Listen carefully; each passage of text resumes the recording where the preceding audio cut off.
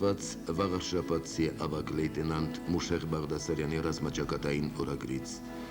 3 հուլիսի 1941 թվական։ Ինչի համար է այն կրծքավանդակը, որի տակ անսպար շատրվանի պես չի խփում սրտի անմար և անդաղաճան սերը, սեր դեպի հայրենիքն ու հայրենական օջախը, սեր դեպի սիրեցյալ կինը։ Իմ կրծքի տակ դեռ մանուկ հասակից այրվում է անմար սերը դեպի մայրենի լեզուն և նրա կերտող իմ ազգը։ Իմ ծննդավայրը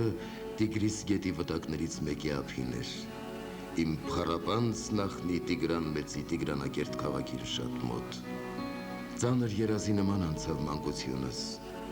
Մշուշի մեջ մնաց հայրական տան երկինքը։ Հայրական տունը կորցնելուց 20 տարի անց ես կռվի եմ ելնում հանուն իմ հայրենիքի։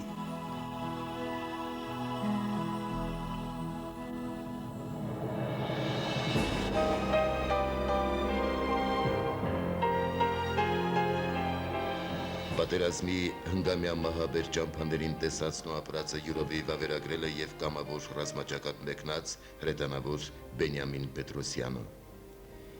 Երևանցի ապագա նկարիչը խրամատներում, կռիվների դադարներին, հոսպիտալներում ուր բուժվել է 4 անգամ վիրավորվելով, տասնյակ ուշագրավ գծանկարներ է ստեղծել։ 1942-ից մինչև 45-ը հաղթանակի օրը թվագրված այս մատիտանկարներում Բենյամին Պետրոսյանի մարտական ընկերներն են, տեսարաններ պատերազմից, դաշտային հոսպիտալի բուժքույրերը, անգամ ճակատային իրերն ու իր մահճակալը հոսպիտալում։ 2004 թվականին Փարիզում հրատարակված վետերան նկարչի պատկերազարդ գրքում իբրև չմոռացված հուշեր տեղ են գտել նաև պատերազմի դաշտում արված մի քանի գծանկարներ։ Գեղանկարիչ Բենյամին Պետրոսյանը չտեսավ հաղթանակի 60-րդ տարելիցը, սակայն նրա ստեղծած տասնյակ հայ անվանի զինվորականների դիմանկարները, որ պահպանվում են Մայր Հայաստան զինվորական թանգարանում, յուրովի տուրք են այս հոբելյանին։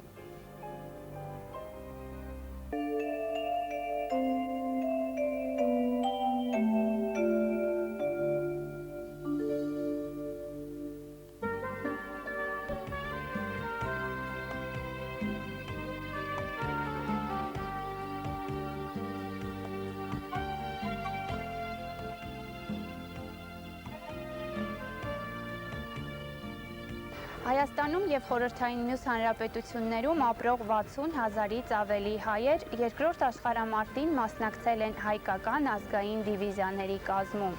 Պատերազմի տարիներին 6 հայկական դիվիզիաներից ընդամենը մեկը, 261-րդը, կազմավորված 1942 թվականին Երևանում պաշտպանում էր հայ-թուրքական սահմանը։ Մյուսները 76-րդ, 89-րդ, 390-րդ, 408-րդ և 409-րդ դիվիզիաները մարտնչել են պատերազմի ամենածանր ճակատներում։ Հայկական և ընդհանրապես խորհրդային միությունում պատերազմի տարիներին ստեղծված ազգային դիվիզիաներից միայն մեկը, Նվեր Սաֆարյանի հրամանատարությամբ գործող 89-րդ Թամանյան դիվիզիան մտավ Բեռլին։